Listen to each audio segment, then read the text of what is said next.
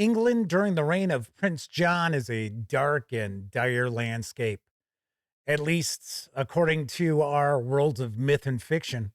Many outcasts and ne'er-do-wells stand against the tyranny and oppression of the throne, giving rise to heroes such as Robin Hood.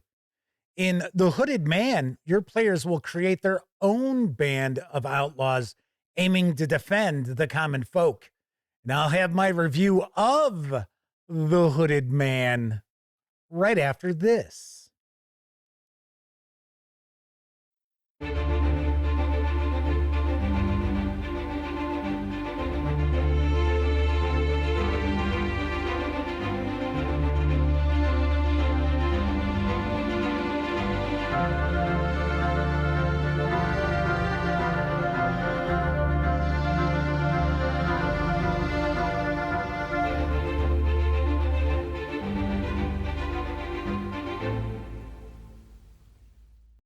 Howdy, gang, and welcome once again to the Duct Tape Studios.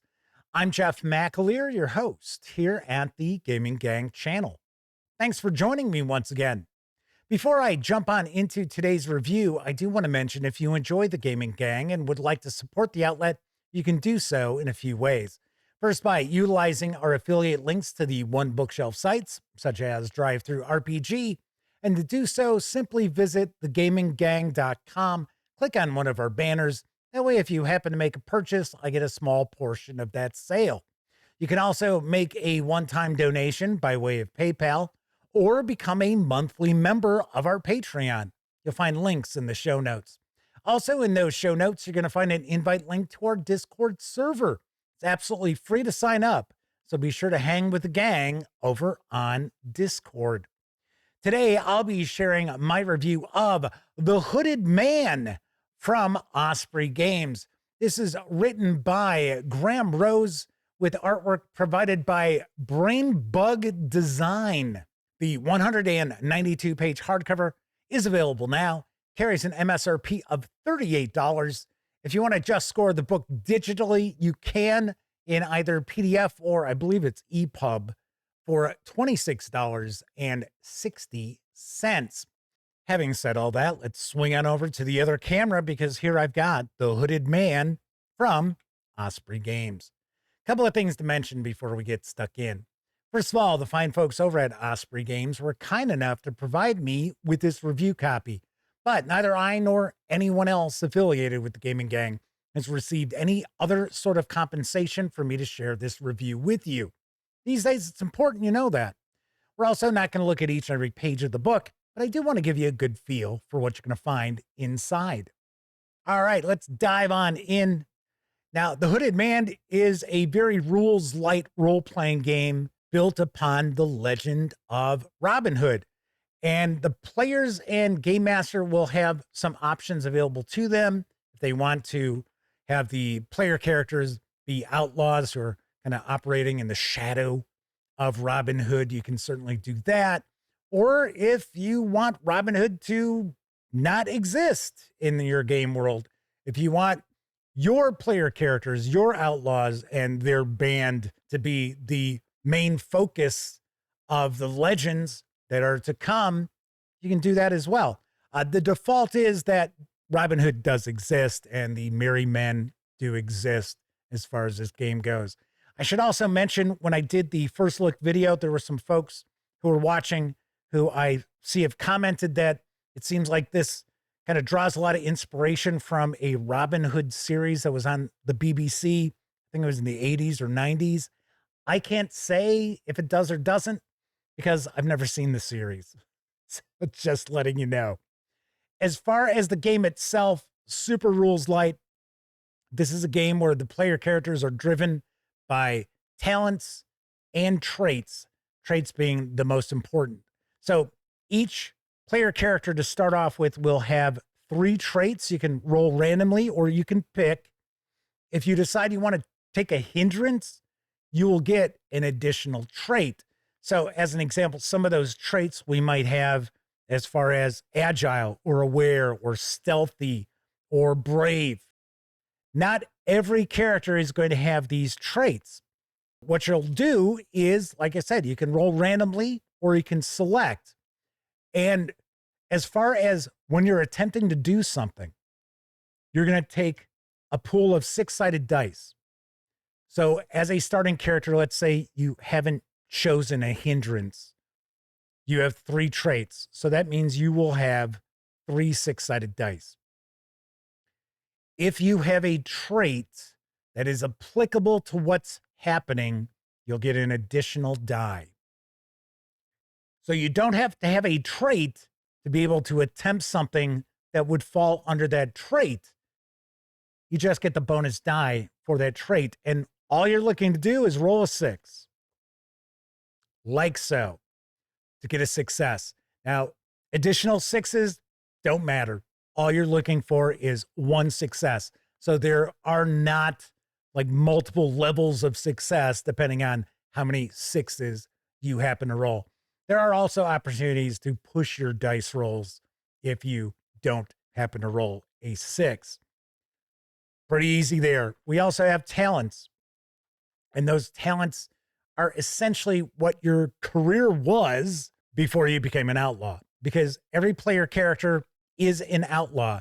They may be a criminal or they may be someone who's accused of a crime and they happen to be innocent. Regardless, they're on the lam. So we have various different talents and their descriptions.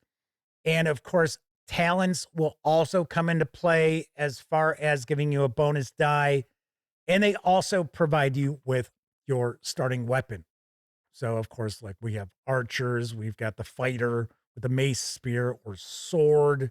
The forester has an axe, and so forth. Like I said, this is very, very rules light in its approach. Now, as far as combat goes, same mechanics with combat as with attempting to do anything else. You're going to roll your pool of dice. If you have an applicable trait, then you're going to add an additional die. Now, your weapons do also have special effects that can come into play.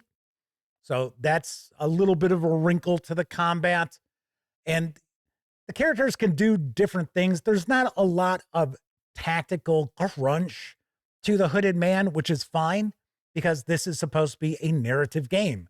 This is really a storytelling game, and it is rules light in its approach.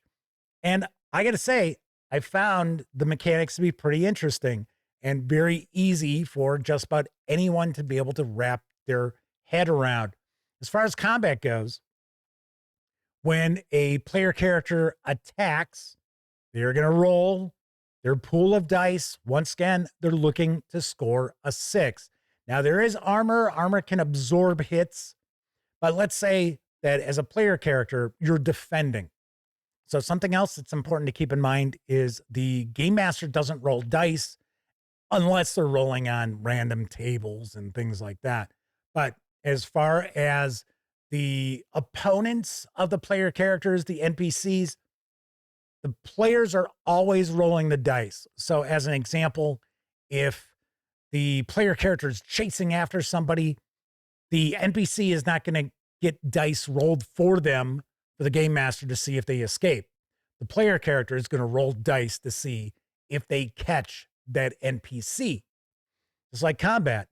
If an NPC attacks a player character, the player rolls the dice to defend. Now, if they fail and they don't have armor or their armor has absorbed its maximum amount of hits, they're going to take damage. And what happens is they lose the access to a trait. So a starting character can essentially take 3 hits before they're out of action. And being out of action doesn't mean that you're dead. It could mean that you're knocked unconscious, or it's possible that maybe you're just exhausted from the combat and you just can't continue on, or maybe you're mentally defeated. So it doesn't necessarily always mean death. So mechanically, super, super easy. Now, as far as foes will have different levels. So just a standard foe can take 1 hit and they're out of action. But then we also have far more fearsome foes who could take up to 5 hits. So 5 successes would be needed in order to defeat that character. So these are kind of like ongoing duels and things along those lines. As far as injury goes, we have different ways to recover a point of injury to get access to your traits back. And then we have some minor rules here and there for other actions that are going to be taking place throughout the game and different hazards. We've got a bestiary that's got various different wild animals and, of course, NPCs and such.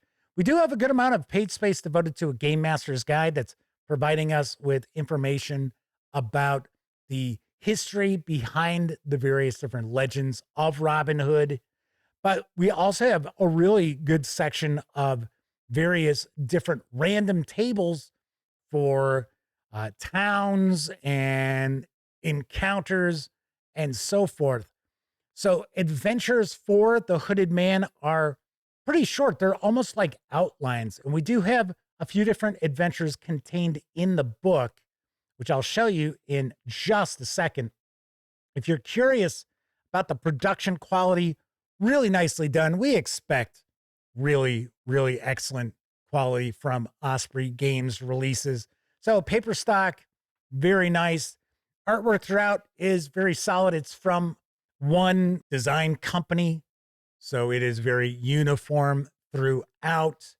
This should be a lot of fun for people who are looking for a Robin Hood sort of role-playing game that is not going to just overwhelm them with a lot of tactical options, a lot of mechanical crunch. Now, if you are looking for a game like this, you will probably look to maybe either steer clear of the Hooded Man or maybe utilize this for some inspiration and plug in a different set of mechanics throughout. Just giving you a quick peek. So here's an example of one of the adventures. So pretty short and to the point. So you'll have, 3-4 pages, 5 pages devoted to some of them. But I thought it was pretty cool that we do get a handful of adventures in here. We also have some short rules as far as using sorcery. If you want to throw some magic into the mix, that is, of course, not the default. And a really nice selling point for the Hooded Man is also solo play. And we get quite a few pages devoted to solitaire play of the Hooded Man. All right, so that is a peek inside the Hooded Man from Osprey Games. Let's swing on over to the other camera so I can share some final thoughts as well as my review score. I gotta say, I was very pleasantly surprised by the Hooded Man. Now, granted, I would probably myself personally as a game master look for a system that's got maybe a little bit more crunch or maybe house rule some stuff to provide maybe a little more tactical flair for combat. But all in all, I think this role-playing game is really very nicely done. And it's certainly going to appeal to people out there who are looking for more of a narrative take on the legend of Robin Hood. I also like the fact that we do have historical information about, did Robin Hood even exist, who Robin Hood may have been, or the possibility that really Robin Hood is just a fictional figure that people have told stories about for hundreds of years. So I like that as well. I also appreciate that we get a few different adventures. We get a little introductory adventure, which actually introduces our player character outlaws to the legendary Robin Hood himself. And then we have some adventures that kind of pick up from there. And then, of course, we've got some solitaire rules, which are a very nice addition too. So all in all, really nicely done for the Hooded Man. So on a scale of 0 to 10, I give the Hooded Man an 8.5 out of 10. I would probably tweak it a little bit if I were going to run it. But all in all, a really, really nicely done narrative role-playing game based on the legends of Robin Hood. All right, that is it for this time out. If you like the video, by all means, please give it a quick thumbs up. Subscribe to the Gaming Gang channel if you haven't already. And if you do subscribe, don't forget, ring that bell, because it'll not only let you know when I share videos such as this review, it'll also inform you when my live stream, the Gaming Gang Dispatch, airs Tuesday, Wednesday, and Thursday evenings right here on YouTube at 7 p.m. Central. Of course, when you're not watching videos on the Gaming Gang channel, be sure to visit gaminggang.com for all latest in tabletop gaming news, reviews, and a whole lot more you are not going to find here on YouTube. You know the drill. Get your geek on at thegaminggang.com. Once again, I'm Jeff McAleer. Thank you very much for watching. And until I see you next time, I certainly hope all of you get to enjoy plenty of great gaming with your gang.